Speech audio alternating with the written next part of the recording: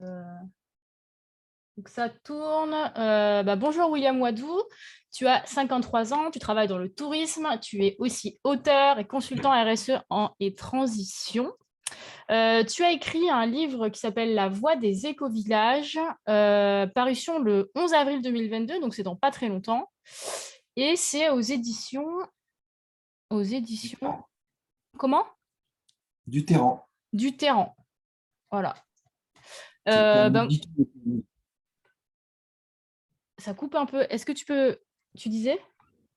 c'est un éditeur de Toulouse, de la région toulousaine. Ah, c'est un éditeur toulousain. Ouais. Écoute, moi je suis très curieuse d'en savoir un peu plus sur pourquoi tu as écrit ce livre, qu'est-ce qui t'a animé dans cette quête? Alors, écoute, déjà, ça fait longtemps que je rêve de créer un éco-village. Donc, ça a commencé par ça, en fait. C'est dans mon parcours de concrétisation d'un projet d'éco-village.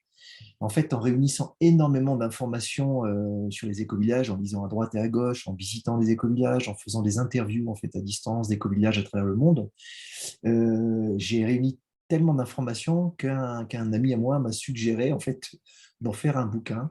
Et je me suis lancé dans l'aventure et j'ai eu une réponse positive tu vois, d'un éditeur des éditions du Terran très rapidement après l'envoi du manuscrit. Et ce qui fait que j'ai profité de la période de la pandémie pour mettre tout ça en forme. Et voilà, c'est l'aboutissement. Le 11 avril sort mon bouquin. Et qu'est-ce qu'on peut y trouver dans ce livre par rapport à d'autres bouquins qui parlent d'écolieux, d'éco-villages, parce que c'est un petit peu la tendance en ce moment. Oui, et en même temps, en fait, il y a très peu de bouquins. En fait, si tu regardes ce qu'on trouve en fait dans les pays francophones, parce que je vais inclure en fait les pays voisins ainsi que tu vois, le Québec, il y a très peu d'ouvrages en fait en français. Et parmi les ouvrages, je crois qu'il y en a quatre ou cinq en fait vraiment et qui sont assez anciens. La moitié sont des ouvrages anglo-saxons traduits en français. Tu vois, donc avec une autre approche, forcément, enfin, même s'il y a des choses universelles ou des choses qui se rapprochent.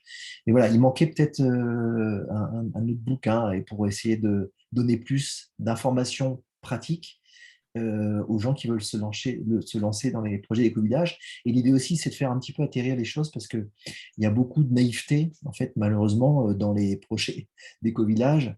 Et c'est important que les gens se rendent compte, en fait, à la fois des défis, des difficultés, mais de la beauté en fait aussi de ce type de projet, quoi.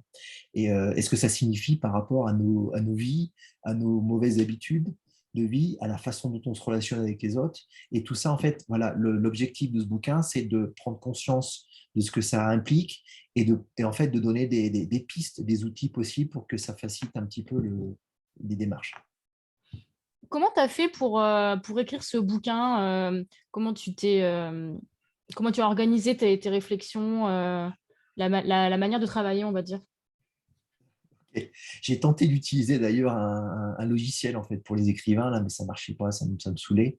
Et en fait, j'ai fait ça simplement avec un fichier Word, tu vois, et en structurant au fur et à mesure, en me disant tiens, il faut que je pense à ça. Et puis j'essayais d'être assez organisé pour savoir quels étaient les chapitres aboutis et ceux qui demandaient encore un petit peu de travail. Et au fur et à mesure, voilà, ça a pris forme. J'ai essayé ensuite d'équilibrer voilà, le bouquin en ayant des chapitres à peu près complets. Et évidemment, derrière, tu sais, ce qui se passe, c'est que l'éditeur, en fait, te fait travailler énormément dans la révision du bouquin parce que tu as quelqu'un qui relit derrière toi hein, pour éviter des fois des lourdeurs de phrases, des erreurs, etc. Donc, en fait, ça t'oblige à retravailler ça, à restructurer, à éliminer des choses qui ne sont pas forcément très pertinentes et puis à retravailler des aspects qui manquent un peu de profondeur. Tu avais déjà écrit des livres avant? Ouais, j'ai déjà écrit un bouquin, en fait, un roman d'initiation pardon, chamanique, qui est resté très, très confidentiel parce que je l'ai auto-édité, en fait. Donc, c'était un petit éditeur qui permet, enfin, tu sais comment ça se passe dans le monde de l'édition, si personne ne te signe un contrat en tant qu'éditeur, tu peux t'auto-éditer, donc tu cherches une manière de le faire simplement. Et là, c'était un petit éditeur numérique, donc il faut payer pour ça.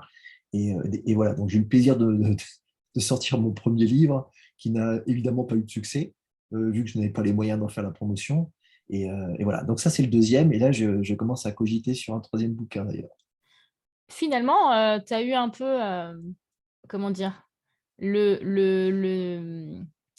trouver une expression, mais tu es un petit peu, tu t'aimes pas quand on dit que tu es pionnier, mais tu avais un peu senti les choses avant que les tendances arrivent en France, parce que tu as découvert le chamanisme un peu avant l'effet Corinne Sombrin, et puis là, tu sors un livre sur les éco-villages alors que la tendance arrive. Je dirais que tu avais un petit peu senti les choses avant qu'elles prennent de l'ampleur finalement. Bah, écoute, je sais pas si j'ai tendance à te dire oui, mais ça risque de paraître un petit peu prétentieux ou arrogant, mais euh, comme je suis quelqu'un d'assez curieux, si tu veux, je m'intéresse toujours au sujet vraiment hors paradigme classique, hors tendance, et ce qui fait que des fois, j'ai tendance à être un petit peu en avance, comme ce que je t'avais raconté tout à l'heure sur la question de la galerie d'art contemporain virtuelle, probablement la première d'Amérique latine que j'ai créée en 2000, qui n'a forcément pas eu de succès parce que j'étais un peu trop en avance. Euh, je suis un peu dans ces tendances-là, quoi. Donc, j'adore creuser les choses qui vont dans le sens inverse des tendances des fois de la société. Je peux me tromper, évidemment, hein, des fois, ça arrive de me partir sur des pistes fausses, mais voilà.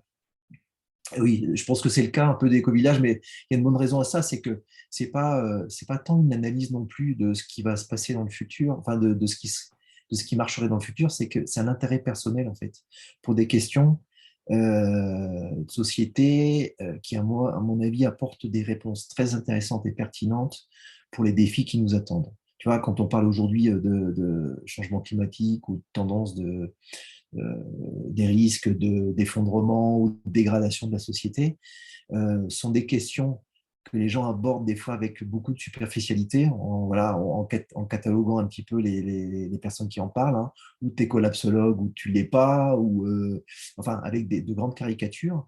Et c'est malheureux parce qu'en fait, il y a beaucoup de choses très intéressantes à creuser là-dedans et qui donnent des pistes de solutions pour ce qui nous attend prochainement.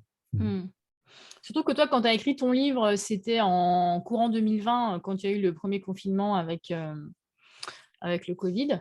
Là, tu le sors en pleine période où tout le monde se dit que retourner vers l'autonomie, vers le partage, se regrouper, reconnecter avec la nature devient pas juste agréable, mais carrément indispensable. Toi, quelle est ton expérience personnelle dans les écolieux concrètement parlant? Est-ce que tu as déjà vécu dans les écolieux? Tu veux en faire un a priori? Non, j'ai un projet qui est déjà bien avancé, en fait, effectivement, d'écolieux, enfin, conçu en tout cas, pas encore concrétisé avec l'achat d'un terrain ou la constitution d'un groupe fondateur. Euh, mais c'est surtout, en fait, l'aboutissement d'une réflexion assez longue sur ce que sont les véritables défis, en fait, dans un projet comme un éco-village, hein, qui est une mini-société avec tous les avantages et les travers que ça peut présenter. Après, en termes d'expérience personnelle, c'est ce que je te disais, je n'ai pas vécu, et c'est pour ça que je me posais la question sur ma légitimité par rapport à ça, je n'ai pas vécu dans un éco-village beaucoup plus que 2 semaines, tu vois, de partage. Donc, c'est toujours une bonne expérience, mais ce n'est pas suffisant pour voir sur la façon dont se déroule la vie dans un éco-village sur du moyen et long terme. Après, j'ai échangé forcément beaucoup avec des gens qui ont ou créé ou intégré en fait des éco-villages à travers le monde. Donc, on retrouve quand même des choses assez constantes. Et c'est ce que j'essaie du coup de partager un peu dans le bouquin, quoi. C'est-à-dire que les données que tu as mis dans ton livre, c'est à la fois ton expérience personnelle que tu as fait dans les écolieux, même si tu n'es pas resté très longtemps. Finalement, ce n'est pas la durée qui compte, c'est ce qu'on y a appris quand on y a été. Et puis aussi tes échanges avec les différentes personnes que tu as rencontrées qui, eux, ont témoigné de leur expérience, c'est ça? Tout à fait. Ouais. Ouais. Bah, tu sais, avec le temps, il y a quand même pas mal de gens finalement qui aujourd'hui conseillent d'autres projets d'éco-village et qui sont capables de se dire, tu sais, j'ai conseillé ou j'ai visité tellement d'éco-villages que clairement, on sent telle ou telle tendance. On voit bien que les risques d'échec de ce type de projet sont dus à telle ou telle chose, le manque de vision partagée, Mhm. certains types de conflits liés aux problématiques économiques, etc. Enfin, on retrouve ces choses-là un peu de manière permanente, enfin, de manière, on va dire, transverse à tous ces projets-là. Donc, en fait, il n'est pas forcément nécessaire de vivre ça pour pouvoir en témoigner, quoi. Mhm. Et donc, si tu devais conseiller un groupe d'amis qui a envie de se lancer dans son écolieu, tu leur donnerais quoi comme conseil? Quels sont les écueils à éviter? Bah, écoute, le premier, et ça c'était un des enseignements que j'ai eu dans un éco-village que je trouve extraordinaire en France qui s'appelle l'éco-village de Sainte-Camelle au sud de Toulouse. Euh, donc c'est Dane Charrier qui est cofondatrice avec son compagnon de cet éco-village-là. Et elle a toujours prétendu, et je l'ai constaté à travers les interviews suivantes, qu'on dirait que 90% des échecs des éco-villages sont dus au fait que la vision n'est pas partagée par les membres du collectif. Alors, ça paraît abstrait, mais en fait, la vision, ça décrit ce vers quoi tu veux aller, en fait, le pourquoi profond de vouloir intégrer ou créer un éco-village. Et ça, c'est fondamental, en fait. Parce qu'avec le temps, dès que se présentent des conflits sur d'autres sujets, ressort assez souvent des questions comme « Ah, mais oui, mais moi, je pensais qu'on allait faire telle ou telle chose. Ah, mais non, mais moi, non. Mon l'éco-village, c'est parce que je considère qu'on va vivre une troisième guerre nucléaire avec les Russes et il faut absolument on construise d'abord un bunker sous l'éco-village et l'autre va te dire, ben non, moi, je veux une vie simple, reconnectée à la terre, ma priorité, c'est de faire un potager. Enfin, tu vois, tu peux avoir des choses qui n'ont pas été suffisamment discutées en amont et qui vont créer une scission en profondeur dans le collectif et générer des conflits. Voilà. Et ça, il faut y passer le temps nécessaire, mais s'assurer que la vision soit vraiment partagée entre tous les membres commençant ce projet. Est-ce que tu penses que c'est utopique de s'imaginer que la vision va être toujours la même sur 10, 20, 30, 40 ans pour un écolieu? Euh, Parce que finalement, on est tous un peu mouvants dans notre vision, non? En Mais en fonction fait, des pas tant que années. ça. Non, non, pas Ouais. tant que ça, en fait. En fait, ce qu'il faut voir, c'est que la vision, c'est un peu ton essence, en fait. C'est-à-dire la raison pour laquelle tu fais les choses profondément. Et ça change très, très peu. Très, très peu, Mhm, franchement. Ce qui change, c'est le comment tu veux le faire. mhm, C'est-à-dire qu'en fait, OK, par exemple, tu souhaites faire un écolieu dans lequel il y a une forte notion de partage. En fait, tu souhaites avoir un impact non seulement dans l'écolieu, mais autour de toi, parce que tu souhaites partager en fait cette belle expérience et des apprentissages que tu as pu avoir. OK, ça veut dire que tu as cette envie profonde d'échanger avec les autres. C'est pas le cas de tout le monde. Il y en a qui préfèrent se refermer, faire un éco-village un peu, tu vois, ouais, bien fermé, avec très peu de contact avec l'extérieur. Voilà, si tu as, si tu cette envie profonde d'échanger avec les autres, derrière, tu as plein de façons de le faire, en fait. Tu vas pouvoir faire un lieu d'accueil, tu vas pouvoir sortir du lieu pour aller conseiller d'autres projets similaires, etc. Et ça, en fait, profondément, tu ne vas pas changer cette nature qui est la tienne d'échanger avec les autres. Ce que tu vas changer, c'est probablement la façon de le faire, qui va évoluer en fonction du moment, des possibilités, des rencontres, etc. Après, évidemment, enfin, on n'est pas des gens forcément figés dans le temps, mais on a quand même énormément d'habitudes, énormément de programmes inconscients qui nous guident dans nos décisions et nos choix. Et ça demande tout un travail pour changer un petit peu cette programmation et véritablement travailler en profondeur. Et mhm. c'est pas donné à tout le monde de pouvoir le faire. Pour les personnes qui se sentent un peu multipotentielles et qui aiment toucher un petit peu à tout, tu penses qu'ils arrivent à trouver leur place dans un écolieu, même s'ils n'ont pas une activité en particulier, qu'ils veulent faire toujours la même? Bah, en fait, je pense qu'il ne faut pas que des multipotentiels, hein, ça fout le bordel. Donc, mais il en faut, parce qu'en fait, justement, l'éco-village, c'est un peu l'opportunité unique de toucher un peu à tout, parce que c'est une société à petite échelle.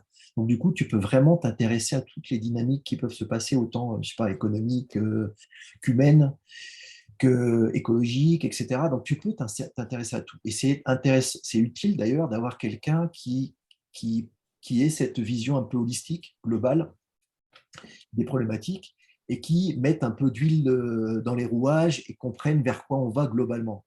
Mais à côté de ça, tu as besoin de quelqu'un qui est passionné par le maraîchage qui n'aura pas forcément envie de travailler tous ces sujets-là, mais qui va se passionner sur un sujet et qui est capable d'apporter, tu vois, une certaine stabilité aussi au projet. Parce que les multipotentiels ont plein de compétences, mais qui touchent un peu à tout ça peut ressembler à une forme d'instabilité parfois. Hein. Mhm.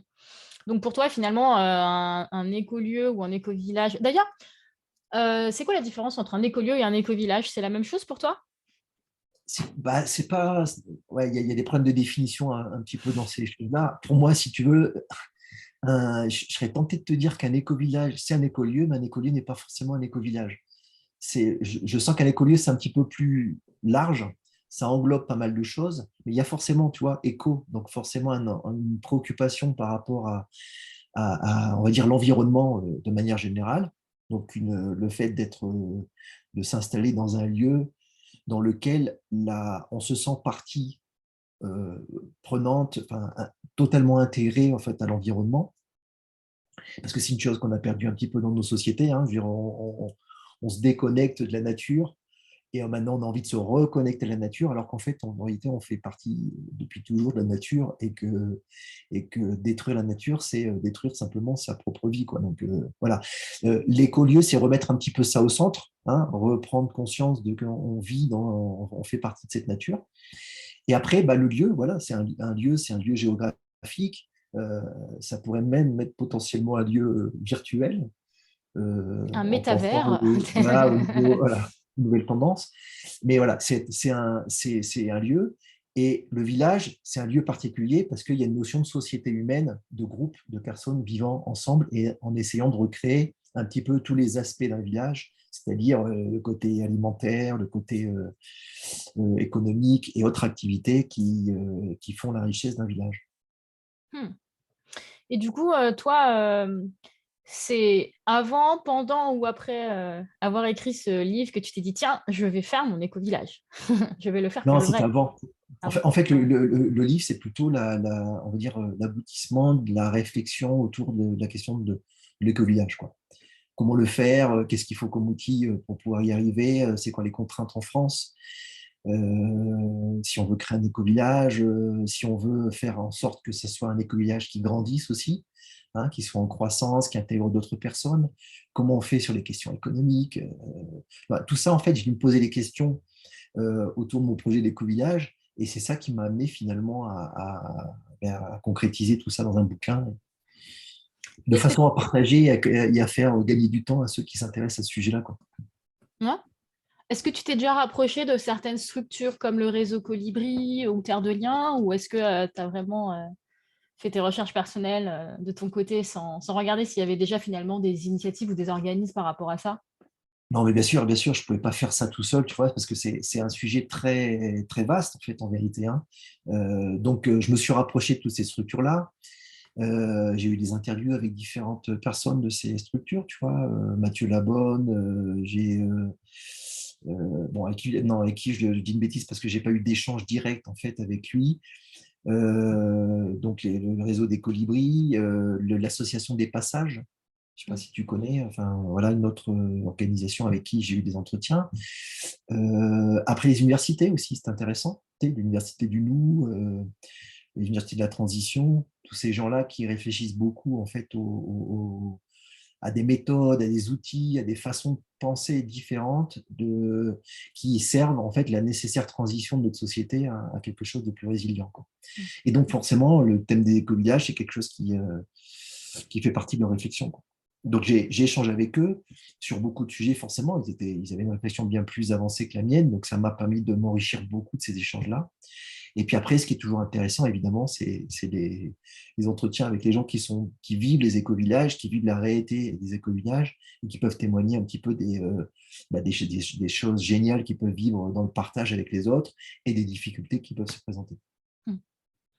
Euh, Qu'est-ce qui va être difficile pour toi de mettre en œuvre quand tu vas te lancer, si tu t'es pas encore déjà lancé d'ailleurs? En fait, la difficulté, c'est de trouver des gens qui soient à la fois différents de soi, parce que j'ai pas envie de vivre avec des personnes qui me ressemblent, forcément, mais en même temps, tu as besoin de trouver des gens qui partagent vraiment la même vision.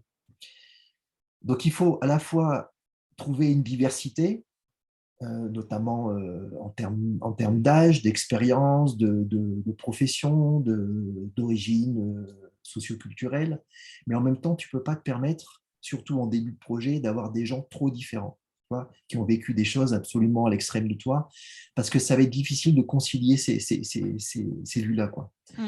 Ça, tu peux le faire avec le temps, en tout cas pas dans une première phase de création tu vois, d'écovillages. Donc en fait, je pense je vois deux difficultés que j'ai actuellement dans la constitution du groupe. C'est ce que je viens de te raconter là. Et la deuxième chose, surtout, c'est le fait de trouver en fait le terrain un petit peu de rêve en France, parce qu'il y a beaucoup de contraintes légales en France qui font que c'est pas facile en fait de trouver un terrain adapté pour la taille du collectif et pour l'ambition que tu as de croissance derrière.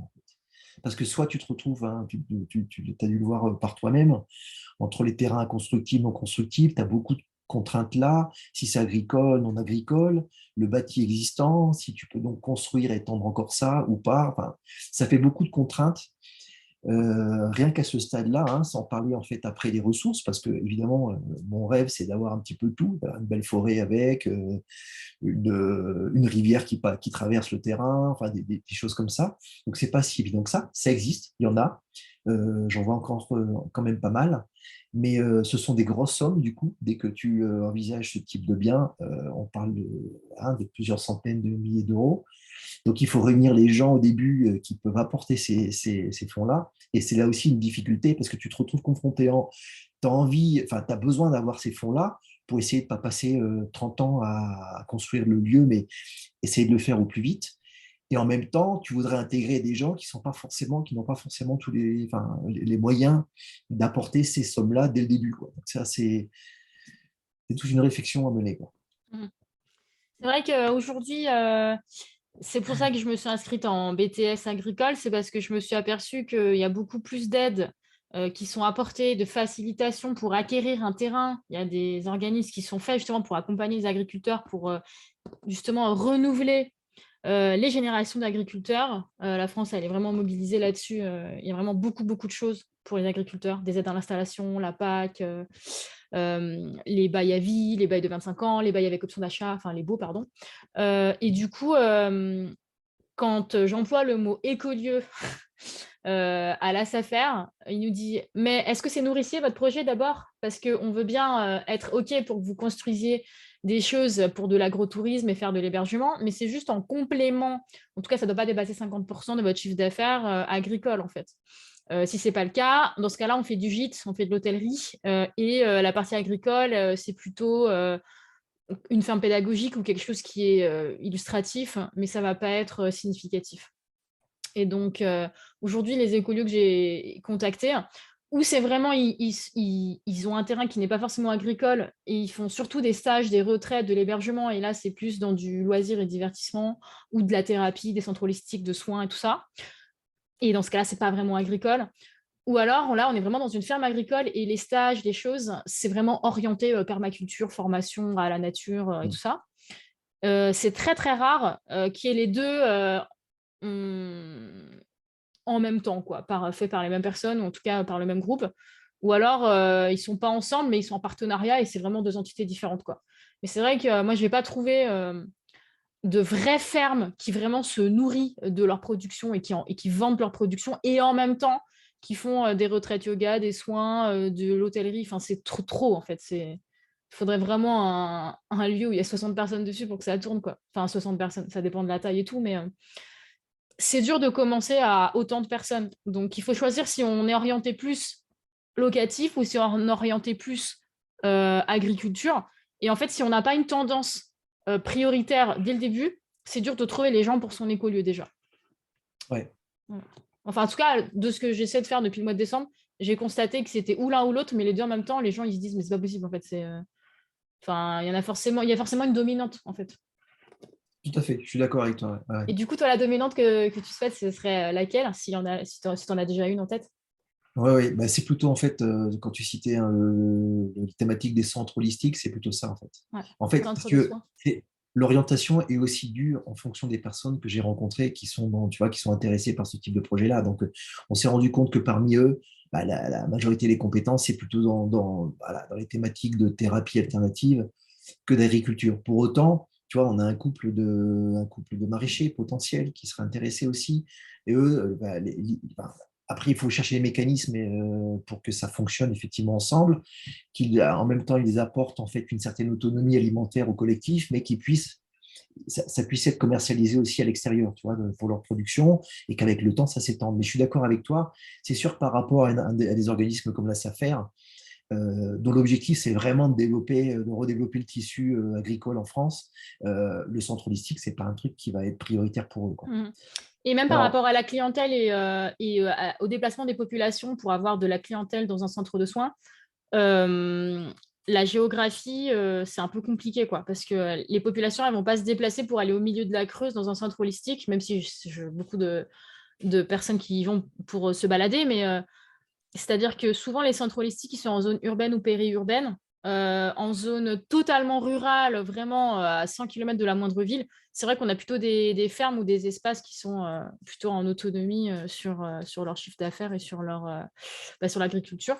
Donc aujourd'hui, avoir 30, 40, 50, 100 hectares de terrain et en même temps avoir un centre holistique et que les gens ils puissent se déplacer jusque-là, c'est vrai que c'est un vrai défi aujourd'hui. En tout cas, j'ai remarqué, à moins d'avoir un espace à plusieurs millions à côté d'une très grande ville de cette surface-là, c'est un peu dur de tout ouais. concilier. C'est pour ça que j'en ai pas beaucoup trouvé. Pourtant, j'ai vraiment cherché pendant plusieurs mois et on n'a pas des surfaces aussi énormes avec des grandes cultures comme ça, plus un centre touristique en même temps au milieu, et j'en ai pas trouvé.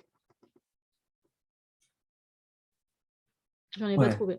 Bah, écoute, moi j'ai fait, tu sais que tu étais intéressé par l'Aveyron. Mm. J'ai fait le tour en fait en juillet de beaucoup de terrains en Aveyron en fait à l'époque en vente. J'ai trouvé des choses intéressantes avec des grandes surfaces agricoles, mais à chaque fois en fait, si tu veux, comme tu le dis, la difficulté c'est que si tu veux un centre holistique et une activité agricole, c'est que en fait tu vas pas avoir le bâti qui va te permettre de faire ce centre holistique parce que du coup c'est un lieu d'accueil. Tu as besoin un peu d'héberger les gens, et si tu veux héberger les gens, soit c'est du dur, donc là, c'est même pas la peine d'y penser, tu n'auras jamais la possibilité de construire des choses en dur. Si c'est de l'habitat léger, bah, tu as les contraintes aussi de la mairie locale qui va tolérer ou pas le fait d'avoir des yourtes, d'avoir des tiny houses, etc. Enfin, tu vas avoir d'autres contraintes après qui vont se rajouter, c'est pas simple. Et si c'est agricole, en fait, moi, ce que j'ai vu beaucoup, c'est des terrains extrêmement chimiques, d'une agriculture qui n'est pas du tout hein, raisonnée, avec des grandes surfaces en fait dégagées. Et là, en fait, moi, je me dis que ce sont des terres quand même assez appauvries, qu'il va falloir régénérer pendant plusieurs années en fait pour pouvoir reproduire quelque chose d'un Mm. peu sain. Bah ouais, en fait, tu as beaucoup de contraintes. C'est Mm. sûr qu'il n'y a pas, je pense qu'il n'y a pas le terrain idéal, hein, ça Mm. n'existe pas, qu'il va falloir faire des choix. Et les choix, justement, c'est en fonction de ta vision. Ma vision, comme je te disais tout à l'heure, l'orientation qu'on donne un peu, c'est plutôt le centre holistique parce que j'ai tendance à penser que pour pouvoir soigner la terre, il va falloir se soigner soi-même, en fait. Bah, Mm. la priorité que je me donne, en fait, c'est plutôt d'aider les autres à grandir, tu vois, ensemble. Encore une fois, sans aucune prétention, chacun sur son chemin de vie et sur son niveau, on va dire, de développement, mais d'essayer d'aider à ce que les gens se sentent mieux de façon à ce que derrière, ils aient un impact plus positif sur leur environnement. D'accord? Parce que prétendre faire de l'écologie sans être soi-même, sans avoir fait un effort d'écologie intérieure, tu vois, en fait, je pense que c'est un peu en vain. Mm. Ça ne va pas aider. Donc, il y a beaucoup de choses à faire autour de ça. Et c'est pour ça que c'est un peu ma priorité. Ouais. On dit qu'il faut cultiver son jardin intérieur pour mieux cultiver son jardin extérieur, mais qu'on ne peut pas se passer de cultiver son jardin extérieur pour cultiver son jardin intérieur. Tout est un équilibre. Tout est une question d'équilibre. Oui, donc effectivement, ça a beaucoup de sens de pouvoir allier les deux. L'issue, moi, que j'avais trouvé, c'était l'agrotourisme. C'est vraiment un terme qui passe super bien, dans le sens où on sait que les agriculteurs, ils ont des périodes difficiles avec les problèmes climatiques d'aujourd'hui et plein d'autres facteurs, que c'est pas facile de pouvoir en vivre pour l'agriculture paysanne sur des surfaces plus petites, c'est pas facile, même quand on est en poli. Euh, Et donc, il y a des grosses tolérances qui sont faites sur l'agrotourisme. Donc, c'est-à-dire que les agriculteurs peuvent mettre à disposition des hébergements d'habitation légère ou la destination de certaines dépendances peuvent être accordées pour faire de l'hébergement en gîte, pour que les clients puissent venir y séjourner dans le cadre d'une retraite nature, apprendre un peu la permaculture. Et là, on peut faire tout à fait des connexions avec le bien-être, la connaissance de soi. Voilà. Donc, je pense que là, cette porte va permettre de pouvoir créer des liens, même si le centre holistique peut arriver un petit peu en décalé, une fois que les agriculteurs ont aménagé les espaces. Je pense qu'il y a des choses à faire. Moi, c'est cette voie-là que je me suis dit qui était possible.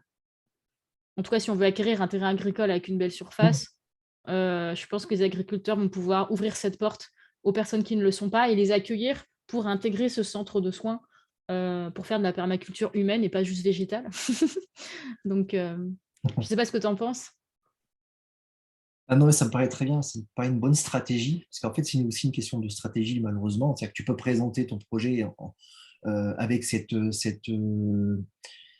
façade, enfin, où il peut y avoir une vraie réalité, mais enfin, en tout cas, cette présentation d'agrotourisme, et derrière, en fait, envisager des activités de centre holistique, quoi, sans forcément l'annoncer dès le départ aux autorités. Parce que malheureusement, il faut faire usage de ces trucs pour essayer d'arriver à nos fins, parce que je suis convaincu qu'on n'est pas en train de faire des choses, tu vois, contraires aux intérêts de la société, et donc, mais que malheureusement, l'excès de législation en France est en train de tuer la créativité, la créativité française. Et qu'en fait, il est nécessaire en fait, de trouver les trucs, les failles, les choses par lesquelles rentrer de façon à arriver à ces fins-là. C'est extrêmement important aujourd'hui de laisser s'exprimer toute forme de créativité dans ce domaine-là, parce qu'il y a urgence, en fait. Il y a urgence pour plein de choses. La société est en train de se déliter. On est au bord potentiel de guerre en Europe. Menace qu'on n'ose plus voir, mais qui pourrait tout à fait se présenter, on ne sait pas, pour des questions de ressources, pour des questions, pour plein de choses. Il y a beaucoup plus de menaces aujourd'hui qui semblent évidentes, dont on ne prenait pas conscience forcément il y a 20 ans, tu vois. Même si on commençait à parler des problématiques d'impact sur l'environnement, c'était un discours restait chez les écologistes ou chez les militants et qui n'arrivait pas en fait à diffuser dans la société civile classique. On va dire. Aujourd'hui, c'est plus le cas. Il y a un peu plus de prise de conscience. On sent bien qu'il y a quelque chose qui est sur le bord de changer, au point de changer, qui va basculer. On ne sait pas vers quoi, etc. Donc, c'est important que cette créativité s'exprime dans tous les domaines et que les législateurs nous permettent de faire des choses de manière plus simple qu'avant, parce qu'il y a un véritable besoin, quoi. Donc, si ce n'est pas le cas, il faut qu'on trouve ces failles dans le système pour pouvoir avancer avec ces projets alternatifs. Il y a plein de pays dans lesquels c'est en train d'avancer parce qu'ils n'ont pas toutes ces contraintes-là. Et c'est important qu'on y accède, Hmm. à mon Donc, sens. si on devrait retenir finalement un conseil, c'est l'union fait la force. Si les agriculteurs ont les capacités d'accueil et de s'unir un petit peu avec les personnes qui sont porteurs de projets voilà, santé, soins, social. L'idée, c'est de pouvoir tendre vers cette tendance pour que finalement la loi s'assouplisse. Je dirais que si les agriculteurs font des demandes express en disant, bah voilà, nous, on veut un complément de revenu avec cette structure qui fait des soins ou qui fait de l'accueil, etc., c'est important pour nous. C'est vrai que là, c'est comme ça qu'on va faire pencher la balance. Ça doit venir aussi une demande de la part des agriculteurs, parce que c'est eux qui détiennent les connaissances, c'est eux qui détiennent le savoir-faire, et c'est pas la loi qui va décider à leur place, parce que c'est quand même eux qui travaillent, en fait. Donc, je me suis dit que en ce sens, la communication avec les agriculteurs, les agricultrices, elle est super importante entre à la fois les thérapeutes et à la fois voilà, les personnes qui font du tourisme. C'est l'ère de l'autonomie, elle est là-dedans. On va plus séparer les métiers et les missions, on va les unifier et les harmoniser. Finalement, le côté holistique, il est un peu là-dedans. Bah, écoute, je suis entièrement d'accord avec toi, hein. On rentre dans l'ère du collectif, en fait, si tu veux. On a poussé très, très loin, et notamment avec le capitalisme financier, les questions d'individualisme. D'accord. Et c'est particulièrement fort en France, notamment. Tu sais que on dit, après, il n'y a pas de chiffres hein, pour le confirmer, mais on dit que c'est en France qu'il est le plus difficile de monter des collectifs.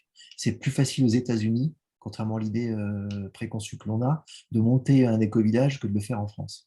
Parce qu'on a une culture extrêmement individualiste, et c'est avec ça qu'il faut qu'on arrive à, non pas à rompre totalement, hein, la notion d'individu ou d'ego est importante aussi, ça a sa fonction, mais il est important de rééquilibrer tout ça et de se rendre compte que bah, la loi de la jungle, où il faut écraser son voisin, c'est pas forcément ce qui est le plus pertinent et c'est pas non plus la loi unique de la nature, quoi.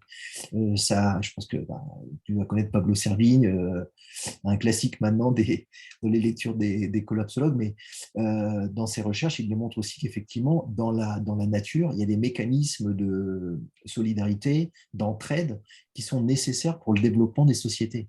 On a besoin de retrouver ces mécanismes-là, et je crois qu'aujourd'hui, face à un défi qui est aussi important que celui du changement climatique, ce sera forcément des réponses au niveau collectif. On Donc a c'est déjà important des de retrouver modèles en ça. Afrique. Finalement, c'est vieux comme le monde, mais quand on regarde certains villages africains où les gens sont polyvalents, ils s'entraident, ils ont cette culture en fait du groupe qu'en France, on a un peu perdu, j'ai l'impression, alors en Bretagne, il y en a qui l'ont encore. Enfin, dans certains endroits où il y a encore beaucoup de zones un peu isolées où les gens sont obligés de tous se communiquer entre eux, contrairement aux grandes villes où on ne connaît même pas le nom du voisin de palier. Enfin, je veux dire, c'est vrai qu'il y a quand même des gros écarts sociaux selon les dimensionnements des villes, en fait.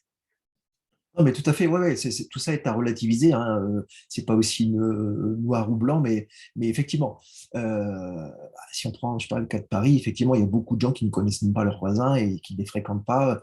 Et tout ça est dû au rythme de vie dans les villes, à la difficulté à exister en tant qu'individu dans les villes. Donc forcément, ça crée des conflits entre les personnes. C'est moins fort dans la campagne. On a beaucoup plus besoin de cette entraide parce qu'on ne peut pas être totalement en fait, autonome seul. Donc, c'est sûr. Ceci étant, il y a encore beaucoup d'efforts à faire, d'autant plus qu'on vit dans une société où on a eu tendance à déléguer les questions de solidarité à l'État, en fait, si tu veux. Tout à Tu n'as fait. pas besoin d'aider ton voisin parce que On manque l'État le fait pour d'autonomie toi. Donc, là-dessus. voilà. Ouais. Donc, du coup, il faut se réapproprier ce genre de mécanisme-là, ça me paraît important. Et puis, encore une fois, les défis qui nous attendent sont tellement immenses qu'en fait, on ne pourra les adresser que collectivement, quoi. Donc, c'est vachement important. Et puis, aussi, on vit une société où l'information, l'information est impressionnante. Hein, on dispose d'informations à tous les jours, à tous les niveaux, et c'est un flux extrêmement important. Et les choses sont en train d'évoluer extrêmement rapidement, en fait, beaucoup plus vite. Et ça, on a nos limites physiques en tant que personne. On ne peut pas non plus gérer tout ça seul. Et c'est important on arrive tu vois, à travailler ces questions-là de manière globale. L'éco-village, pour moi, c'est exactement ça, en fait. C'est une unité expérimentale qui permet en fait de travailler, de retravailler en fait ces questions-là, de réinventer en fait des relations avec les autres, des mécanismes plus équilibrés concernant l'économie, tu vois, parce qu'on vit quand même dans une société où on te juge par rapport à ce que tu as, pas par rapport à qui tu es, et retrouver un peu ces équilibres-là. Si tu peux être riche en euros, et pour autant être une personne extrêmement, tu vois, en demande d'affectif, de liens, etc. Et quelqu'un d'autre peut t'apporter ça, en fait. Tu vois, c'est pas, le fait d'avoir de l'argent n'est pas suffisant pour juger des personnes. Donc, essayer de retrouver un petit peu un équilibre dans la façon de percevoir l'autre et de se relationner avec les autres. Ça me paraît un défi important aujourd'hui. Ouais, voilà, je me suis un peu dispersé là. Si, mais Ouais. justement, en plus, tu as anticipé ma prochaine question. Tu disais que tu es souvent en avance sur les choses et là, ça se confirme. J'allais te dire, c'est quoi les défis qui nous attendent dans les années à venir? Du coup, tu as répondu par anticipation. Donc, Si oui. tu regardes, je ne sais pas si tu t'es intéressé à la réflexion autour des collapsologues. J'ai regardé Après, pas moi, mal de conférences voilà. là-dessus. Il y a beaucoup de survivalistes, parce que je suis aussi dans des groupes de survivalistes et en fait, je ne suis pas du tout attirée parce qu'ils réagissent par rapport à la peur. Beaucoup d'armements, beaucoup de gens qui ne Ouais, savent pas se servir des armes et qui se sont suréquipés. Moi, j'ai peur que si ça pète, finalement, ces armes, elles soient plus néfastes qu'autre chose, en fait. ouais, Donc tout bon. à fait. Non, ce qui est intéressant, si tu veux, ça peut être, c'est l'analyse globale des menaces. Ok. parce qu'on ne peut pas les ignorer. Hein. Je pense que c'est simplement c'est de la naïveté que de ne pas voir ces menaces qui pèsent sur la société, et c'est pas non plus du pessimisme que de les adresser en fait. Mais je suis d'accord avec toi, moi je ne souhaite pas que ma vie soit menée par cette peur-là en me disant la société va s'effondrer, il faut que je me prépare à ça. Ok. Mhm. Moi ce que je vois, ce que je vis, c'est une autonomie pour d'autres raisons. Celle-ci pouvant être un des éléments que j'ai en tête, évidemment. Si jamais la société se dégrade, il va y avoir forcément des choses qu'il faudra savoir gérer à un moment ou à un autre. Pour autant, je n'ai pas envie de collectionner une trentaine de fusils d'assaut chez moi pour me préparer à ça, parce que d'abord, je ne saurais probablement pas les utiliser. Mais en revanche, j'ai envie de penser à la question de l'autonomie, d'abord pour retrouver, enfin pour retravailler ce lien avec l'alimentation, avec la santé, avec la terre, de savoir d'où vient mon alimentation. Je n'ai pas envie d'être contaminé par des aliments qui sont produits par une entreprise à l'autre bout de la planète, qui va générer plein de choses, etc. J'ai envie de retrouver en fait ces questions locales et cette question d'autonomie. Euh, Ça, et ouais, mais après, par rapport aux les menaces, c'est bien de les avoir en tête aussi. Tu vois, ce que je veux dire, c'est qu'il y a la menace du changement climatique, on sait qu'il y a la menace de l'effondrement du système financier. Donc, ça veut dire que en regardant ces menaces-là, ça te permet d'orienter un petit peu ta vie aussi. Tu vois, je suis pas suffisamment maso pour me dire, tiens, si j'avais des millions, qu'est-ce que j'en fais? Est-ce que je les laisse en banque? Est-ce que j'investis dans un projet d'éco-village? Est-ce que, voilà, c'est pas mon cas, malheureusement. Sinon, j'aurais déjà créé l'éco-village rapidement. Mais tu vois, ce que je veux dire, c'est que ça te permet d'orienter un petit peu, enfin, de prendre des décisions en fonction de ta vision générale, d'accord? En disant, OK, s'il y a cette menace-là, autant qu'on l'intègre, on se prépare un peu à ça, mais c'est pas ça qui va guider ma vie, quoi. Mhm. Ouais. Finalement, c'est pas plus mal qu'on n'ait pas forcément les fonds pour, boum, acheter un super terrain et faire ce qu'on veut dedans, parce que ça permet aussi de relever le défi, de trouver les bonnes personnes, que chacun puisse contribuer à hauteur de ce qu'il peut, et de se dire, ben voilà, si on le fait pas tous ensemble, ben on va pas pouvoir le faire, donc parce que c'est pas donné. Et quelque part, c'est pas plus mal, parce que sinon, il y aurait beaucoup de personnes qui seraient propriétaires d'énormes parcelles et qui seraient seuls dedans, enfin, ou en tout cas pas très nombreux.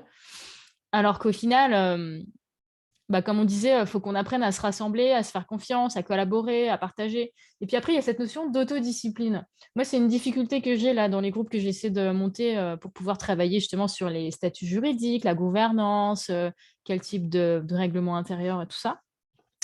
Pas beaucoup de discipline, hein, parce que les gens sont encore dans leur vie en entre-deux un peu. Donc il y a une transition qui est un peu floue. Les gens n'ont pas forcément le temps, n'ont pas cherché les infos où il fallait, parce que c'est pas facile de trouver les bonnes infos, même s'il y a des MOOC, des stages qui sont de plus en plus présents. Comment est-ce que tu pourrais nous conseiller à cultiver cette discipline de groupe où chacun fait les choses du mieux qu'il peut, mais surtout de manière régulière, on va dire? C'est pas simple. Ouais. Alors, c'est pas simple, évidemment, hein, c'est une question de. La question, c'est comment susciter l'intelligence collective dans des projets comme ça. Surtout quand on Ouais, ne connaît pas tout le monde encore bien comme il faut, et que le ouais, groupe est en ouais. formation. Alors, déjà, il y a un problème de confiance. Et la confiance, ça ne se décrète pas, ça se gagne avec le temps. Donc, il faut réussir en fait à être beaucoup dans le partage. Et au début, je pense que les initiateurs de projets sont obligés de faire plus que les autres pour pouvoir en fait lancer cette dynamique-là. Ça s'est figé, je ne sais pas si tu m'entends encore. Si, si, Ah, t'inquiète pas, ouais. ouais, d'accord. Donc, malheureusement, en fait, quand c'est toi qui es un peu à l'initiative du projet, tu vas être obligé d'en faire plus que les autres. Ça, c'est clair jusqu'à trouver un équilibre. Je pense que la deuxième chose, en fait, l'effort fondamental, je reviens sur la question de la vision, c'est qu'il faut faire beaucoup de partage autour de ça pour s'assurer qu'on partage bien la même vision. Et si c'est le cas, je pense que ça va générer un enthousiasme et un entrain de soi pour que les gens travaillent en fait sur les différentes questions. Mais c'est pas simple, parce que tout le monde, évidemment, est contraint aujourd'hui par rapport à ses besoins de vie, de travailler à l'extérieur, de faire rentrer de l'argent dans le foyer. Et en même temps, la question de la pandémie a amené beaucoup de doutes dans l'esprit des gens. Tu vois. C'est difficile d'avoir les pieds ancrés en terre avec tout ce qui est en train d'arriver, avec les facéties du gouvernement qui impose des nouveaux modes de contrôle, etc. On ne sait plus quoi penser, on met beaucoup de doutes. Et s'extraire de ça, c'est pas facile. Ce qui fait que les esprits des gens sont beaucoup accaparés par j'essaie de comprendre, je sais pas quelle décision prendre dans ma vie, etc. Donc en fait, il faut qu'on soit beaucoup plus tolérant par rapport aux gens qui nous entourent sur ces questions-là.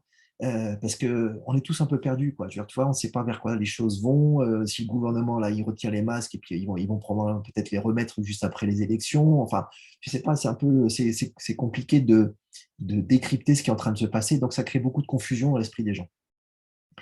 Donc, du coup, il faut être patient, je pense, là-dedans. Et il faut essayer de faire des petits pas sur concret, ok, mais au fur et à mesure. C'est-à-dire, tiens, au lieu de travailler tous les chantiers en fait, de l'éco-village, c'est de se dire de quoi on va avoir besoin rapidement dès le début et qui va nous faire gagner du temps. Par exemple, ok, tu vas faire l'acquisition d'un terrain, comment tu vas le gérer? Est-ce que au moins ça, on le sait? Est-ce qu'on peut se préparer par rapport aux questions des statuts d'une SCI, par exemple, ou d'une coopérative, j'en sais rien, suivant le modèle tu vois, juridique qui sera choisi, mais travailler un petit peu ça. Des modèles de statut de SCI, il y en a qui traînent sur Internet. Et de fait, d'ailleurs, je crois que j'en ai mis un. Tiens, je perds la mémoire, mais il me semble que j'en ai mis un dans mon bouquin, histoire de guider un petit peu, ou en tout cas, il y a des liens pour essayer de retrouver ces textes-là. Nous, on est en train de faire le même exercice, tu vois, sur l'histoire de notre collectif. On a créé un petit groupe qui va travailler sur ces questions-là. Ça prend du temps. Il y en a un qui est parti en voyage pour faire entrer aussi de l'argent dans son association. Il y en a un autre qui a d'autres contraintes, qui va passer finalement de son emploi à temps plein à un emploi partiel, un 4/5e, tu vois, un mi-temps, etc. Chacun y va par petits pas, mais on essaye d'avancer avec ça. Et c'est là que je pense que, si tu veux, il faut qu'on soit beaucoup plus dans le partage pour que ça avance, parce que toi, la réflexion que tu es en train de mener, ce que tu es en train d'initier de ton côté, finalement, en fait, à moi, ça pourrait me bénéficier dans mon travail et vice-versa, tu vois. Donc, qu'on- qu'au final, peut-être, on en arrive à se dire, tiens, ben, en fait, c'est con, on a la même vision d'éco-village, pourquoi on ne le ferait pas ensemble? Ou peut-être qu'on ne le fera pas, mais qu'on se dit, tiens, de toute façon, ce qui m'a aidé à moi va contribuer à ton projet. Et j'ai tout intérêt, si tu veux, moi, avec mon petit éco-village, à être en lien avec d'autres gens qui sont dans d'autres éco-villages, parce que c'est ce tissu-là qui va nous enrichir, en fait. Tu vois, peut-être qu'on se dira dans 5 ans, putain, c'est génial, tu as vu comment on s'est rencontrés. Tu te souviens de ça, et puis on va passer, tu vois, je vais aller passer mes vacances en famille dans ton éco-village et vice-versa, et puis ça va créer des échanges, on va peut-être faire une espèce de salon, de foire, tu vois, de commune pour faire venir en fait des gens d'autres éco-villages tu vois, et rassembler en fait des gens qui ont des initiatives similaires, quoi. Donc tout ça en fait est bénéfique, et je pense que pour motiver les membres de ton groupe, c'est bien d'avoir ces relations vers l'extérieur en fait. C'est l'exemple aussi des autres qui va faire que les gens vont se motiver et passer au-delà de leur peur en fait.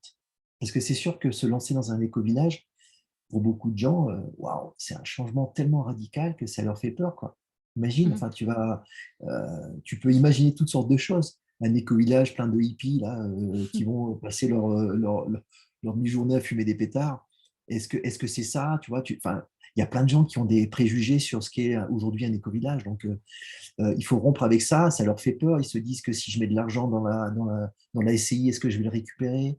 J'ai que ça. Si un jour j'ai des problèmes avec l'éco-village, que je veux partir, est-ce que je peux récupérer mon argent? Est-ce que j'avais que ça? Et il n'y a que ça qui permettra. Est-ce que je vais être coincé? Tu vois, toutes ces questions-là. En fait, tu as besoin de rassurer les gens parce qu'ils ne savent pas trop vers quoi ils vont. Donc, il faut réussir à faire au début, très vite, un espèce de forum de questions complètement ouvertes, sans tabou, sur tout ce qu'ils veulent savoir. Moi, j'ai eu une question d'un mec qui m'a dit bon, moi, je suis naturiste, est-ce que ça te pose problème si je me balade à poil dans l'éco-village, quoi? J'ai eu ça, quoi, t'imagines? Et là, je me suis dit, putain, je ne t'ai pas posé cette question-là, quoi. Qu'est-ce qu'on veut de ça, quoi? Mm. Tu vois, enfin, ces questions-là, en fait, au final, quand tu arrives à en débattre assis en groupe, ça commence à rassurer les gens. Ils voient que on n'est pas des gens barrés, tu vois, qui partent sur un projet complètement utopique. Non, il y a plein d'expériences qui montrent que c'est tout à fait viable. C'est pas facile, mais c'est viable et qu'on peut très bien, on n'est pas des gens extrémistes, tu vois, et d'avoir des positions réalistes en protégeant les intérêts des uns et des autres. Après, moi, je connais des éco-villages où ils ont décidé de tout mettre en commun. Donc, les gens, que tu gagnes 1 000 euros ou 2 000 euros, tout ça, ça va dans un pot commun en fonction de tes activités et c'est redistribué à tous. C'est un autre niveau encore d'engagement et je pense que même si c'est beau, il faut être réaliste et savoir dire, bon, ok, ça me plaît bien, mais on n'est pas mûr pour ça encore. Je veux dire, ça demande trop de changements dans nos mentalités pour qu'on puisse en arriver là. Et si on s'impose ça dès le début, on risque d'éclater, quoi. Je préfère qu'on chemine vers ça un moment, on se dise, ah, génial, mais qu'au début, on soit tous rassurés sur le fait que voilà, le projet, il est quand même pragmatique et qu'on a réfléchi à ces questions-là en prenant en compte les préoccupations de chacun. Donc, au final, Moi, il n'y a pas de bon ou de mauvais modèle économique. Il n'y a pas de bon ou mauvais système de gouvernance. Il faut juste que tout le monde soit en phase avec la vision. C'est ce que tu disais. La vision, c'est le top prioritaire qui va être choisi par le groupe. ouais, tout à fait, ouais, tout à fait. Et en même temps, c'est un peu le serpent qui se mord la queue parce que si on attend d'avoir un groupe solide avant de décider de la vision, et qu'en même temps, les gens ne veulent pas trop faire partie du groupe s'ils ne sont pas sûrs de la vision que le projet va avoir, ben, on n'avance pas. J'ai stagné beaucoup par rapport à ça parce que je ne voulais pas donner trop de directives ou trop arrêter les choses dès le début, mais en même temps, les gens, ils attendaient tous que quelqu'un propose quelque chose et personne ne proposait rien parce qu'ils attendaient Ouais, que. Et au final, c'est aussi pour ça que les gens, bah, quand ils veulent faire un écolieu, parce que des gens qui veulent en faire, des écolieux, il y en a beaucoup, mais des écolieux qui se font vraiment, il y en a un peu moins, et des écolieux qui durent plus que 5 ans, il y en a pas trop. non, Donc, non, mais tu abordes la question en fait du leadership éclairé en fait. C'est-à-dire qu'en fait, tu te rends compte. C'est pour ça que je dis qu'il y a une question de naïveté aussi derrière. C'est qu'en fait, on a toujours besoin d'avoir des leaders, ok, des gens qui vont mener un peu la barque, ok, mais qui vont pas le faire de manière autoritaire, qui vont le faire de manière éclairée. C'est-à-dire qu'ils sont capables de dire à un moment, voilà, pour reprendre ton exemple, vous savez quoi, j'ai réfléchi à ce que moi, j'aimerais faire, enfin, ma vision de l'éco-village. Voilà, je vous soumets ça, ok, ça c'est le point de départ. Ok, moi, c'est ce que j'aimerais faire. Maintenant, on peut en discuter pour voir s'il y a des choses qui peuvent être enrichies dans cette vision-là ou qui peuvent être éventuellement modifiées, etc. On peut en discuter, mais je vous donne une base. D'accord. Je me suis rendu compte que ça, c'était presque dans tous les sujets liés au l'éco-village, c'était une bonne façon de procéder. D'accord. C'est pas que tu imposes ta vision, mais de toute façon, vu que tu étais à l'initiative, tu n'as pas envie de faire un projet qui ne te ressemble pas, quoi. Donc, tu poses déjà toi tes propres bases en étant humble au possible, en disant voilà ce que j'aimerais faire, discutons-en. Et ça te permet en fait d'une certaine manière d'éliminer de toute façon les gens qui ne sont pas du tout dans ta vision, avec qui ça ne marchera pas de toute façon. Donc tu ne vas pas réussir à avoir une vision avec des gens qui sont complètement à l'opposé de toi. Si toi, pour citer l'exemple de tout à l'heure, si toi ta vision elle n'est pas du tout dans le mode on va dire, collapsologie totale, genre moi je fais un éco-village pour qu'on ait un bunker sous la maison et qu'on soit vraiment prêt à tout ça, mais que tu as une vision beaucoup plus large et que tu as envie de faire, as plutôt envie de faire effectivement un lieu autonome dans la mesure du possible, tu vas pas avoir les mêmes orientations. Et ça sert à rien en fait d'essayer de concilier ces deux visions-là. Elles ne sont pas forcément compatibles parce que l'énergie va être mise dans un cas, dans peut-être tous les fonds là, pour construire, faire un grand trou et faire un bunker sous la maison. Je caricature, hein, encore une fois, c'est vraiment pour donner une image. Et toi, tu vas vouloir mettre ton énergie dans de la formation pour pouvoir faire une bonne production agricole. Tu vas vouloir échanger avec d'autres initiatives à travers le monde dans tous les aspects de la permaculture, les différentes techniques de production, etc. Raisonner. Et donc, parce que tu ne pourras pas tout faire en fait. Donc, tu vas mettre là ton énergie et à un moment, il y a un truc qui va être qui va être en opposition. Parce que l'autre, il va te dire, mais ouais, mais bon, attends, tu sais, si on fréquente, tout le monde va savoir où on vit, ça ne le fait pas. Il faut qu'on mette des protections partout sur le terrain. Et toi, tu vas être, non, mais j'ai plutôt envie de voyager pour aller ramener ces techniques-là ou d'inviter des gens qui vont nous former à telle ou telle chose. Tu vois ce que je veux dire? C'est que si tu ne peux pas concilier ça, en fait. D'accord. Donc, c'est important finalement de poser des bases mais d'être ouvert suffisamment à la discussion pour que ça évolue. Mhm. C'est comme l'histoire de la gouvernance partagée. Il y a à peu près 100% des gens qui adorent ce mot, en tout cas parmi les personnes qui veulent faire des écolieux. Mais en fait, il y en a plein qui n'ont pas bien compris que c'est pas parce qu'on adopte un système de gouvernance partagée qu'il n'y a pas de leader, qu'il n'y a pas de finalement de locomotive, qu'il n'y a pas de forte personnalité. Quand je dis forte, c'est pas forcément des tyrans, hein. C'est des personnes qui vont amener de l'énergie pour amener du mouvement, des bouleversements qui sont positifs, parfois négatifs, mais c'est un peu comme une fourmilière où il y a des fourmis qui sont là pour faire un peu n'importe quoi, mais en fait, si on les enlève de la fourmilière, elle meurt en fait. Il y a des personnes on l'a vu dans les abeilles, on l'a vu dans l'observation des fourmis, etc. Il y a peut-être 1 ou 2%, je ne sais plus, c'est pas beaucoup, hein, mais qui sont là pour créer des bouleversements. Et en fait, sans ça, finalement, il y a un effondrement interne du groupe parce qu'il n'y a pas de mouvement, il y a des décisions qui sont pas innovantes, ou en tout cas, il n'y a pas de, si tu veux, de changement régulier ou de mise à jour des choses qu'il y a à faire ou d'évolution. Et ça, c'est vrai que c'est super important. Donc, la gouvernance partagée, des fois, ça peut ralentir énormément, énormément, énormément la moindre décision parce qu'en fait, c'est mal réparti, en fait, la proportion justement de personnes prêtes au changement et de personnes pas prêtes au changement. Et c'est pour ça que parfois, la gouvernance partagée, c'est pas qu'elle est mauvaise, mais c'est que les personnes qui sont à l'intérieur ne sont pas en harmonie, ils ne sont pas équilibrées, en fait. Et ça, c'est dur, dur, dur à jauger. Et des fois, on s'en aperçoit quand on fait face à des problèmes récurrents. C'est là où on se dit, ah, on va voir qu'est-ce qui va se passer là cette fois. Ouais. Non, mais je suis d'accord avec toi. Ça me rappelle un exemple qu'on m'avait cité dans un collectif là où quelqu'un avait été en visite et témoigné ça. C'est une réunion de quasiment 3 heures pour décider d'un problème qui était le fait que dans le collectif, il y avait des gens véganes et d'autres non. OK? Mais que, en fait, l'une des personnes qui avait probablement mangé de la viande avait laissé en fait une poêle non suffisamment lavée, voilà, qui était une poêle collective, et qu'ensuite, derrière, tu avais un vegan qui voulait l'utiliser, quoi. Donc, la plainte, c'était ça, en fait. C'était, ouais, comment on fait pour gérer ces casseroles-là qui étaient utilisées par ces deux types de personnes-là. Voilà.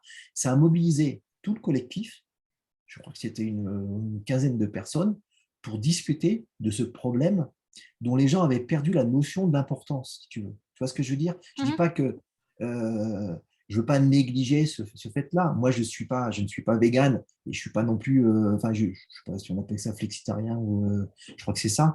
Enfin, je suis capable de manger un petit peu de viande quand il le faut, même si je n'ai pas une grande consommation. Mais tu vois, je veux dire, est-ce que c'est vraiment un sujet aussi fondamental que ça? Parce qu'on stigmatise énormément aujourd'hui dans notre société, on se focalise sur des choses dont on perd un petit peu tu vois, la notion de l'importance. Est-ce qu'il faut mobiliser ces 15 personnes-là pour discuter de ça? Ou est-ce qu'on ne ferait pas mieux finalement de dire, OK, bah, c'est vous deux ou trois ou quatre personnes qui sont concernées, réunissez-vous, venez avec une proposition, mais, et une fois que vous avez une proposition très très claire, on met ça au vote et on aboutit à quelque chose, plutôt que de mobiliser 15 personnes dans une discussion autour d'une pauvre poêle, tu vois, Bah, encrassée, quoi. Tu vois ce que je veux dire? c'est c'est ce que tu disais sur le manque d'autonomie avec l'État. C'est à partir du moment où il y a un pôle de gouvernance, et ben en fait les gens vont avoir la même mécanique que quand on demande un truc à l'État français.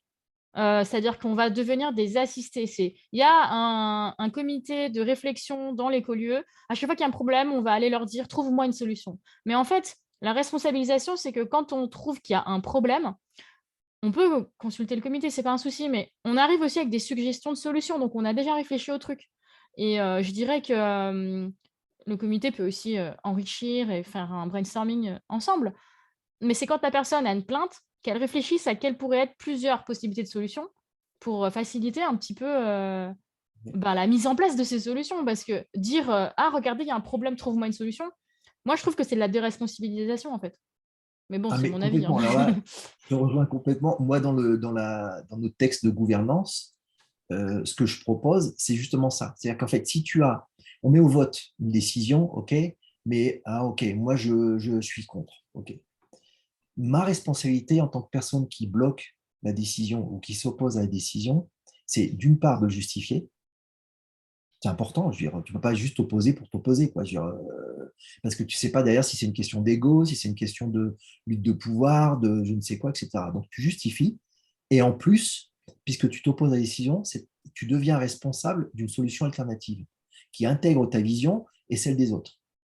Ça t'oblige, si tu veux, à devoir réfléchir lorsque tu t'opposes à une décision, de savoir, enfin, tu vois, non seulement de justifier, mais d'être derrière dans l'action aussi, quoi, dans la construction, plutôt que juste dans l'opposition. Parce que bah, tu connais l'esprit français très critique. Il n'y a pas plus facile que d'être critique par rapport à quoi que ce soit.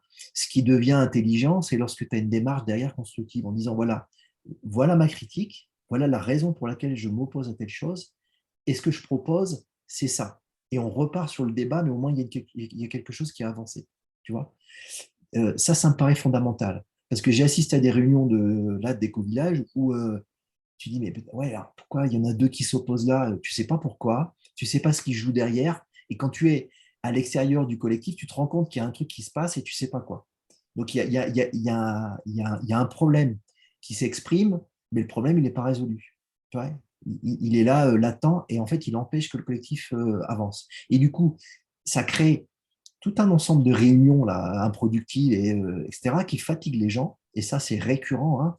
C'est comme pour la communication non violente. Je ne sais pas si tu as assisté, mais quand c'est poussé à l'extrême, c'est insupportable. Tu vois, la communication non violente, c'est un outil intéressant sur certains aspects, mais beaucoup te disent que ce n'est pas du tout adapté aux écovillages. En fait, ce n'est pas du tout adapté aux projets de vie en commun. Ça marche dans des projets communs, type entreprise ou ce que tu veux, mais dans la vie en collectif, il semblerait que ce ne soit pas le plus efficace. Donc, mais il y a des choses, il y a forcément des enseignements là-dedans. Encore une fois, rien n'est noir ou blanc. On est en train de vivre une époque intéressante où on tombe dans un autre extrême qui est celui de tout le monde s'aime, on trouvera toujours le moyen que tout le monde s'exprime, etc. Comme si tout d'un coup, l'humain avait évolué dans un sens extrêmement positif grâce à la pandémie. Bon, je suis pas assez, je pense. Il y a eu des prises de conscience, mais entre prendre conscience de quelque chose où il faut qu'on tous qu'on soit dans l'amour et la lumière et l'appliquer et surtout savoir ce que veut dire cette phrase, je pense qu'il y a Ouais, quand même le confinement n'a pas suffi à la réflexion. Je pense que c'est une philosophie de vie. On prend une vie entière avant de trouver sa voie, ce qui nous anime, ce qui nous fait vibrer. Et surtout, la prise de conscience, des fois, on prend plusieurs années à se rendre compte qu'on en a eu une et puis comment la mettre en place, comment la vivre. ouais. C'est du développement personnel, en fait. C'est Ouais, aussi non, mais pour ça qu'il ça, y a de tu plus peux. en plus de formations là-dessus récemment. Non, tout à fait. Tu peux prendre conscience d'une chose, mais pas forcément l'incarner. En Mmh. fait, le problème, c'est que ça, faut que ça passe, enfin, de là, de la tête, en fait, au cœur, quoi. Et c'est pas évident, en fait. C'est pas évident. C'est un processus qui peut prendre du temps. Et c'est là que c'est intéressant. D'ailleurs, je fais un aparté, si tu me peux penser à ça, mais l'intérêt aussi d'un éco-village, c'est de pouvoir grandir ensemble, en fait. C'est-à-dire qu'en fait, chacun te sert de miroir, en fait, et te permet, si tu es assez ouvert, c'est là que c'est important de réunir des gens qui sont dans cette démarche-là. Si tu as des gens complètement fermés aux questions de développement personnel, c'est sûr que ça ne va pas le faire, quoi. Ça va forcément bloquer un Ben, moment. Mais si tu as des gens voilà, qui sont capables de considérer en fait le regard des autres et de se dire, OK, il mmh. y a quelque chose d'intéressant là-dedans, il y a quelque chose à apprendre, ça va me permettre de grandir en tant que personne, et là, ça devient génial, quoi. Mmh. Bah, philosophiquement, un écolieu, quand on demande aux gens, «C'est quoi ta définition de l'écolieu?» C'est pas du tout la même selon les gens, hein. Par exemple, ma définition et encore une fois, c'est que la mienne, hein. C'est d'abord un lieu à l'intérieur de soi-même. C'est dans ce lieu, qu'est-ce que tu veux vivre? Qu'est-ce que tu veux ressentir? Et ensuite, on le déploie dans la matière. Est-ce qu'on veut, voilà, à quoi va ressembler, ce lieu, matériellement parlant et avec qui? Mais un écolieu, c'est un peu une écologie intérieure, quoi. Défricher c'est vraiment cultiver son jardin intérieur, en fait, avant de cultiver le jardin extérieur. C'est philosophique, un écolieu, c'est une organisation intellectuelle, mais aussi énergétique parce que c'est pas que de l'intellect, en fait. Il y a du ressenti, il y a de l'émotion, il y a plein de corps subtils ou je ne sais pas, mais en tout cas, ça va au-delà de juste de l'intellectualisme. C'est pas juste Ouais, une ouais. collectivité intellectuelle. Pour moi, un écolieu, hein, mais C'est un sujet que d'abord qui est forcément fondamental pour moi, c'est la question de la spiritualité, en fait. ouais, En ouais. fait, d'une certaine manière, un éco-village, c'est une démarche spirituelle. Mhm. L'éco-village, ou alors tu as l'éco-quartier, si tu veux, en quelque sorte, je Ah bah, j'habite caricature. dans un écoquartier, Voilà. mais c'est pas très L'éco-quartier, éco. c'est. Voilà. Non, mais c'est-à-dire que tu mets en. Enfin, c'est une caricature, c'est pas une critique, hein, mais grosso modo, tu mets quelques moyens en commun, une machine à laver, des trucs comme ça. Tu as quelques événements festifs éventuellement ensemble, tu vois. Mais on n'est pas encore dans une démarche spirituelle qui a, à mon avis, une dimension supplémentaire qu'on trouve dans les éco-villages. Pas Mhm. tous, évidemment, mais c'est-à-dire qu'à partir du moment où tu as décidé de vivre quand même presque 24 heures sur 24 avec un certain nombre de personnes, tu es bien obligé d'accepter le fait que tu vas être exposé à tous les autres, quasiment en permanence, et que tes défauts, tes problèmes, ils vont surgir en fait d'une manière ou d'une autre, et ils vont faire du tort aux autres. Et les Mhm. autres vont réagir. Et donc, du coup, il faut que tu sois en capacité d'écouter ces messages-là pour te dire, waouh, c'est intéressant, je reçois ça, ça fait plusieurs fois, il faut que je comprenne quelque chose, et ça va m'aider à être une meilleure personne. Je Mhm. vois pas qui n'a pas envie d'être une meilleure version de soi-même, quoi, tu vois. Bah, le problème, c'est que devenir une meilleure version de soi-même, c'est pas la même définition selon les gens. Je suis déjà allée Ouais, dans un écolieu où ils disaient être très spirituel, très dans l'amour, etc. Et alors, ils avaient une gamme de services qui pouvaient y faire penser, comme du yoga, du qigong, du tai chi, beaucoup de travail sur soi, beaucoup de méditation. Donc, effectivement, c'est propice, hein. Mais en fait, je me suis aperçue que c'est pas parce qu'ils proposaient ces services qu'ils incarnaient ces services. Parce que proposer une activité, ça ne veut pas dire l'incarner. Ça veut juste dire proposer une activité.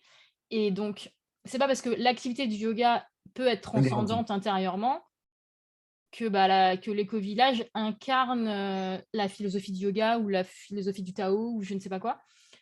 Parce que incarner, ça n'a rien à voir avec pratiquer, en fait. Ouais, tout à fait. Non, On peut c'est pas le pratiquer cas. physiquement une activité, dire qu'on fait ci, qu'on fait ça. Et puis après, Si, au premier problème rencontré, la personne, elle devient violente verbalement, ou elle est dans le rejet, ou dans l'aversion, ou dans l'avidité. Et finalement, l'aversion et l'avidité, c'est un peu les deux ombres des êtres humains qui finalement nous reviennent au visage quand on rencontre une résistance ou par rapport à soi ou par rapport à l'autre. Et on va avoir tendance à rejeter la faute sur l'autre, alors qu'en fait, l'autre, il nous reflète juste ce qu'on est nous-mêmes. Mais ça, même si tout le monde l'accepte en disant oui, c'est vrai, ce que tu dis dans l'absolu, c'est vrai. C'est-à-dire que quand on fait face à une résistance sociale, peut-être que on a encore une propre tolérance de soi à travailler. Mais entre en avoir conscience et l'appliquer le jour J quand ça arrive, c'est pour ça que plein d'écolieux, en fait, n'ont pas cette écologie intérieure, quoi. ouais. Mais en fait, si tu veux, ça va de pair pour moi avec une honnêteté, en fait. C'est-à-dire que personne n'est développé, personne n'atteint le stade ultime du développement spirituel. Enfin, très peu de gens. On est tous en chemin vers quelque chose, tu vois. Donc, ça veut dire qu'il faut qu'on soit dans une position aussi bienveillante, de tolérance par rapport aux, aux défauts de chacun et de soi-même, évidemment. Enfin, être aussi d'ailleurs très tolérant avec soi-même, parce que si tu es suffisamment consciente de tes mécanismes, tu vas voir le chemin que tu as encore à faire, enfin, tout ce que tu as encore à travailler, mais tu peux aussi avoir cette conscience de là où je suis, en fait. OK, je suis capable de ça, j'ai bien travaillé ça, je sens bien que j'ai avancé, et donc du coup, être en mesure d'en parler avec les autres, tu vois. Ouais. Parce que si, évidemment, demain, imagine, on fait un collectif ensemble, 6 mois après, on se prend une engueulade, ok, pour une raison X. Et là, en fait, soit tu te braques, et là, c'est une question d'ego, c'est une question justement d'immaturité, de cette manière, soit tu dis, ok, on s'est engueulé là, je prends du recul, je préfère pas te voir pendant une semaine, je vais réfléchir à ce qui se passe, et je préfère qu'on en rediscute après, tu vois, et qu'on voit ce qu'il en est, quoi. Peut-être que c'est un différent tellement profond, parce qu'on n'a pas la même vision, et là, de toute façon, c'est relativement irrémédiable, soit c'est juste quelque chose de superficiel, enfin superficiel, c'est quelque chose que tu as, que, que moi j'ai projeté en toi ou vice-versa. Toi, tu vois, ok, je me rends compte que, je sais pas, tu as fait une remarque et en fait, ça a réveillé en moi genre des remarques que faisait mon père en permanence dans mon enfance.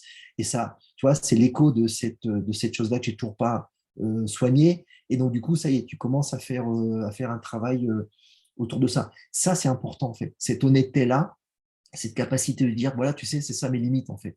Ça j'ai encore ça à travailler. Par exemple, tu vois, si je m'ouvrais là, je te dirais, j'ai encore tendance, même si je l'ai travaillé fortement, je sais que j'ai encore tendance des fois à porter des jugements hâtifs sur les personnes, tu vois.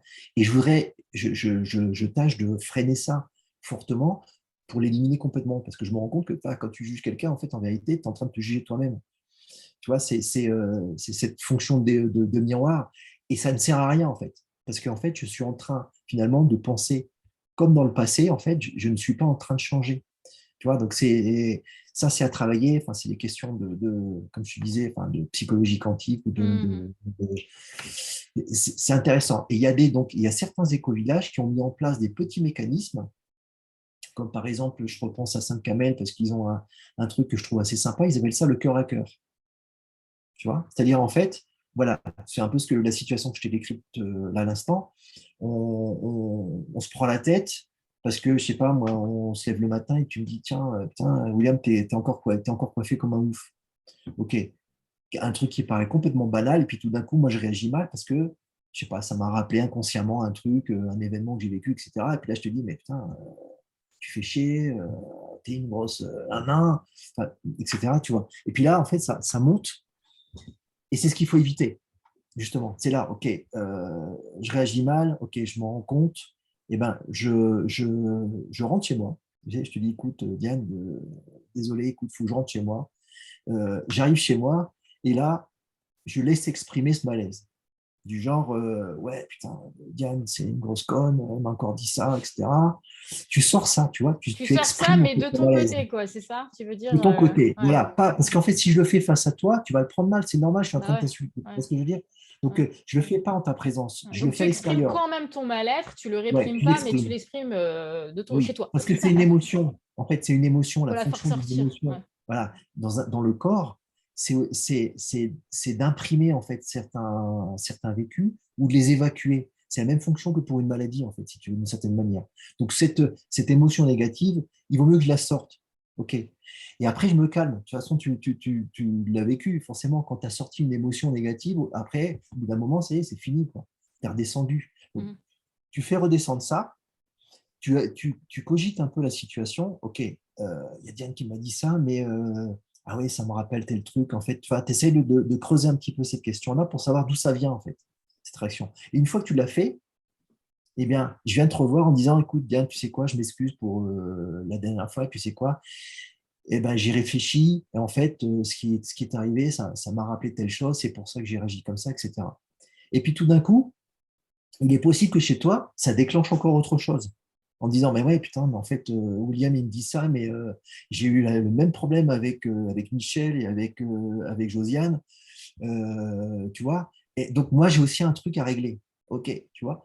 Donc, ils ont juste ça, en fait. Et ce que je trouve génial dans ce collectif, c'est que ils avaient avant une palanque, enfin, je crois qu'ils ont eu un temps des règlements intérieurs pour gérer tous les conflits, etc. Ils se sont rendus compte que tout ça, en fait, ça ne servait à rien, et ils se sont contentés de réduire ça à ce petit outil psychologique là, de gestion des conflits.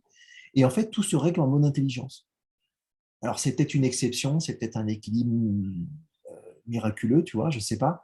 Mais en tout cas, ça fonctionne bien. Et je trouve ça bien parce que moi, tu vois, avec ma formation d'ingénieur, en plus, j'ai tendance à vouloir tout prévoir et à faire des putains de textes vachement complets.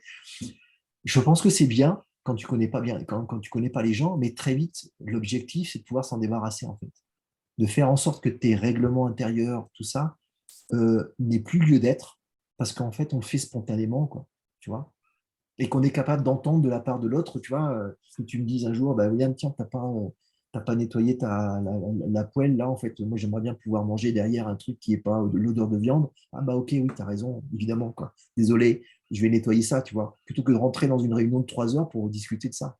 Mhm. Ah, mais ouais, mais non, on avait écrit dans le règlement intérieur que il fallait absolument nettoyer ça, tu ne l'as pas appliqué, alors qu'est-ce qu'on fait? Il faut le punir, tu vois ce que je veux dire? C'est très Si on en français, arrive ça, là, les patchs. ouais, ouais, ouais. Et en plus, si tu veux, là, tout à l'heure, tu parlais d'expérience en Afrique, et moi, ce que j'ai vécu avec les populations amazoniennes, c'est justement ça, en fait. Et j'en parle dans le bouquin, c'est qu'en fait, des cultures andines, ils utilisent des mécanismes de réciprocité qui s'appelle l'AINI, en fait. C'est-à-dire qu'en fait, c'est une question d'énergie, de circulation d'énergie. Dans tout système vivant, l'énergie ne peut pas stagner, en fait. Sinon, ça crée des maladies, ça crée ça. C'est aussi vrai pour l'argent. Une société est malade quand l'argent est stocké en banque et que c'est juste l'enrichissement avec ça. C'est une maladie, en fait, particulière. Parce que l'argent n'est juste qu'une énergie, c'est un moyen, en fait. Tu vois, donc, il faut que ça circule pour faire vivre tout ça. Et ben, dans le principe andin, c'est que tu ne peux pas être, toi, accumuler tes choses, il faut que tu partages. Tu sois dans le partage parce que c'est une énergie qui fait vivre la communauté. Et la deuxième chose, c'est que du coup, tu as un travail en commun, un collectif qui s'appelle la Minga. Et en fait, dans ces communautés-là, lorsque quelqu'un a besoin par exemple, construire une maison ou alors ils aménagent un chemin d'accès pour toute la communauté, tout le monde se mobilise. Tout le monde se mobilise et spontanément, ce n'est pas une obligation, ça se fait spontanément parce que c'est culturel, parce que c'est ancien, etc. Ces mécanismes-là, moi, m'ont vachement inspiré, en fait, pour essayer de comprendre comment faire pour retrouver ça. C'est-à-dire qu'en fait, il faut. Alors, je n'ai pas de solution, hein, forcément, qui fonctionne parfaitement, mais comment faire en sorte qu'effectivement, tout le monde se sente concerné et comprenne qu'en fait, si tu veux, d'une certaine manière, le, le collectif est presque plus important que l'individu. C'est-à-dire arriver à être capable dans une décision de dire, OK, ouais, en fait, la proposition là, elle ne m'arrange pas trop, mais bon, c'est pas très grave, c'est pas non plus la fin du monde, et je sens bien que c'est au bénéfice du collectif. Alors moi, je vote pour. C'est la non-dualité dont tu parles, en fait. Ah, C'est le fait de ne pas séparer les choses, que l'énergie collective est incarnée par tous les êtres humains ensemble, qu'on ait des bandes passantes d'informations et que l'individu séparé de l'autre individu, c'est plus une illusion dans la matière, même si là, on part sur un Ouais. sujet… Bah, c'est ouais. le principe de l'évolution spirituelle. C'est-à-dire Ouais. qu'en fait, tu passes de la notion de dualité à l'unité, en Ouais. fait. C'est la C'est-à-dire de non-dualité. comprendre que, si tu veux, si moi je te fais du mal, en fait, je me rends pas service, en fait. Ouais. Tu vois ce que je veux dire? Mm. Non, je vois juste qu'il est 19h et en fait, j'ai un rendez-vous pour une interview avec un maraîcher bio, justement, parce que je suis à fond dans mes interviews en ce moment. Donc, on va clôturer notre échange, en tout cas pour aujourd'hui, parce que j'ai envie de parler de plein d'autres choses avec toi, mais ça sera peut-être pour d'autres fois, en tout cas. Et en tout cas, merci beaucoup pour ton temps et pour toute cette Ouais, discussion. mais avec plaisir. Effectivement, ce serait bien qu'on discute finalement de ce qu'on n'a pas discuté, Oui, oui, parce mais que tu c'est m'as pas pris un peu grave. de On se dépourvu remet avec un l'interview, rendez-vous, il n'y a pas là. de souci. On se remet un rendez-vous sans aucun problème. Et D'accord. Bah, tu me diras, écoute, ouais. quand tu peux, tu as vu, on a 6 heures de décalage, donc c'est juste ça Ouais. la contrainte, et bah, on en reparle par WhatsApp ou ce que tu veux. Ok, on fait ça. En tout cas, merci Ça marche? beaucoup encore pour tous ces éclairages, de nous avoir parlé de ton livre et de ta vision. Et puis, à très vite, du coup, pour parler encore plein d'autres choses. Ça marche. Allez, ciao. Ciao. Bonne fin de journée.